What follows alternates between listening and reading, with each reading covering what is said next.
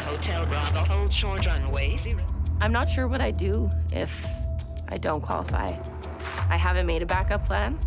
I don't think I want to go back to being a flight attendant. Hold short runway 09.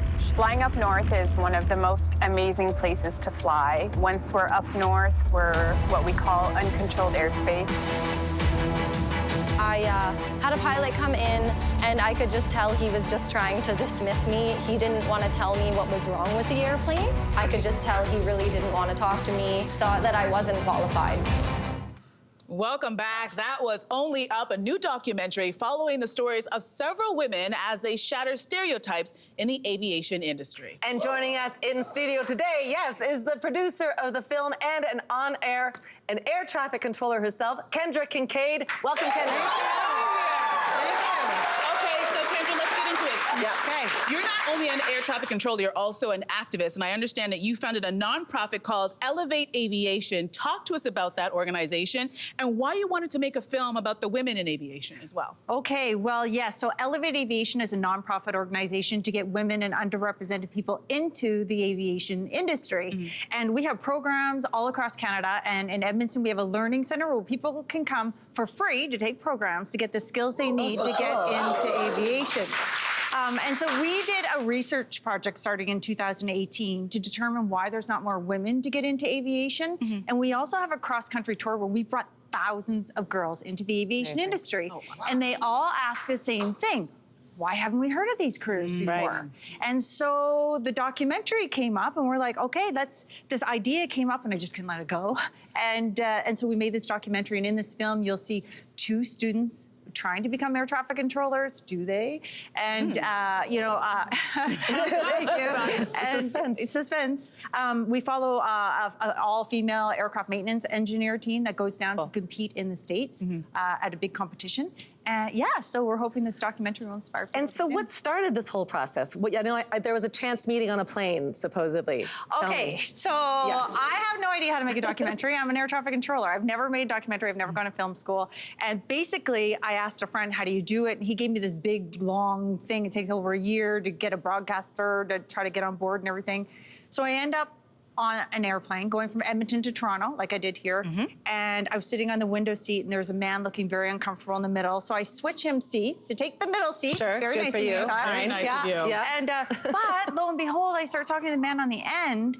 By the time we landed, well, he was the CEO of the Super Channel. No. And his name is Don McDonough. He gave me a broadcast license and funding by the time we landed in Toronto. Whoa! And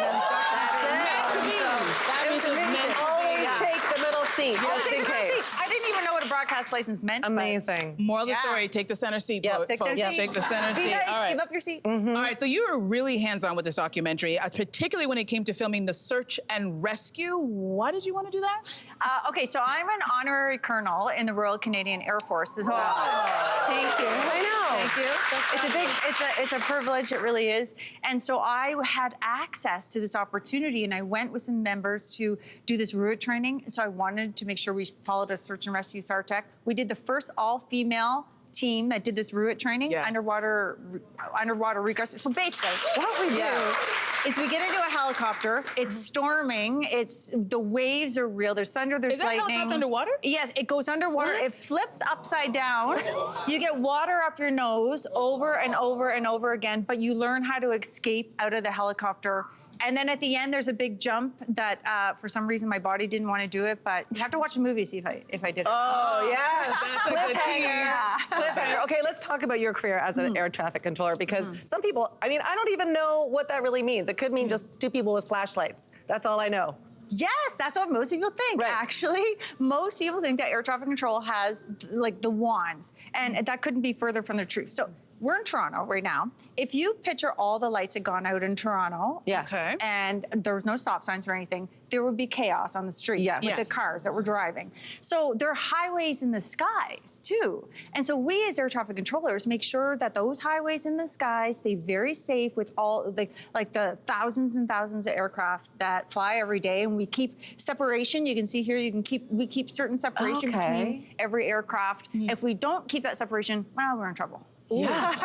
Oh my All right, gosh. so let's dig into that a little bit more because I all think of there's a them. misconception that air traffic controllers just sit down all day and stare at a screen, but you're Yeah. saying that is far from the truth. No, sometimes we bring people in, they go, this is boring. I'm like, no, it's not boring. It is dynamic, it is fascinating. Like with air traffic control, we work 5.5 million square miles out of Alberta, where I work, over Canada. So I work the 25 miles around the Edmonton airport. So if I work arrivals, I have to keep those airplanes from hitting each other. Departure will keep theirs from hitting each other. And we have to also not hit each other's airplanes. No kidding. And we do all that while sometimes there's emergencies that we have to hand off to the tower, that we need fire services or ambulance services. When the weather's bad, it gets a little crazy in airplanes. Have you ever been on an airplane that's overshot? Yes. So we deal with, we're working those overshoots and trying to fit them back in. So it's really a dynamic puzzle in the sky. Can we just take a moment to say thank you? Yeah. For all your hard work? So true. We're all, like, we want to go on vacations and we want to book our flights, but we don't think about all the people that keep us safe to Like take that off way, and that come- way, and that way. Like yeah. every which way. Just wanted to say thank you. If you need anything, let us all know. the air traffic controllers will like your thank you. Peanuts. Thank Yeah, you. it's fabulous. But it does, I mean, for me, it sounds like I want to throw up in my mouth a little bit doing this kind of job. But it sounds stressful and also sounds like you've trained for years and years. Tell me how, A, you deal with the stress and a little bit about the training. Well, okay, they say that air traffic control is one of the most stressful jobs in the world, and I think that comes because we do literally have the lives of thousands of people Yes. in our hands every day. But we are equipped to deal with that. By the time that we qualify, we're equipped to deal with that. We work, hour on, hour off. Sometimes that's a little bit different depending on where you work, but hour on, hour off, so that whether you're really busy for an hour, you can refocus, or if you're not busy, you need to focus. Get your Yes. focus back in that hour. But training to be an air traffic controller, I cannot lie, I think might be one of the most stressful I jobs can in the imagine. world. Yeah, and Yeah. for good reason. You have Yeah. a lot of people's lives in your hands. Yes, and they push the training. Every single day you have to be better, and they push you every day to be better. And then when you qualify, like the pressure to qualify that you put on yourself as well, because Yeah. when you qualify, you make a lot of money. It's a good job, Right. Okay. And there's a lot of pressure. So It's about the focus. This is the training of focus. Like, I can only do this show for an hour, and now I have to go have a nap. Yeah.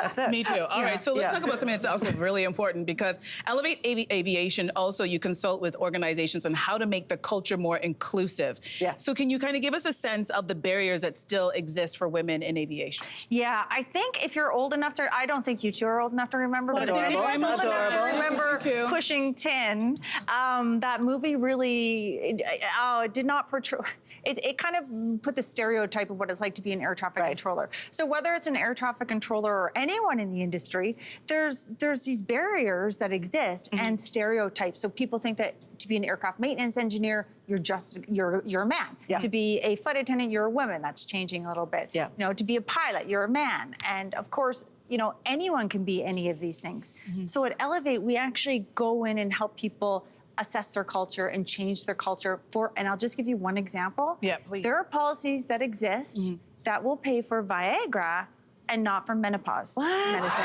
So I don't think anyone's doing it on purpose, but it's time to start feels looking at like these it. things as more women get in the industry. And then now this movie, I'm hoping, will really inspire people to look at this and see themselves in aviation and maybe come in the industry and find a life they love. Yeah, that's You're fantastic. doing great. Yeah. This is such a great, what an important documentary. Yeah, and what you're doing is so important. And I know we're almost out of time, but quickly, I'm sure you face a lot of adversity in the career. Do you remember anybody who told you, did anybody tell you can't do this? Oh, yeah. You're a woman, you can't do this. Oh, you Stick asked me it this. to What would you like to What say to can those I people? here? Yes. Yes, I also have had a great career path and people who have had fought for me. But of course, I've run into that. I think a lot of women in aviation have. But what I will really say to everyone who wants to come in the industry is we're getting more and more diverse people in the industry. And that, of course, creates change inside the industry. And I would really love people to look at the aviation industry as a job that could change their life, because it changed mine from this little runaway 13-year-old girl I was to who I am today. It changed mine, and maybe it can change other people's. Oh, gosh. You're Thank you so extraordinary. much. That's amazing. You're You've going done to so change much for women in lives. aviation. Thank you so much for stopping by Thank and you. sharing your story. That's fabulous. Kendra. Fabulous. All right, so you guys stick around. We have more show in a second. Hey there, what did you think? Drop your comments below and join the conversation. And don't forget to like and subscribe so you can find more on everything from food and fashion to pop culture and current events. See you soon.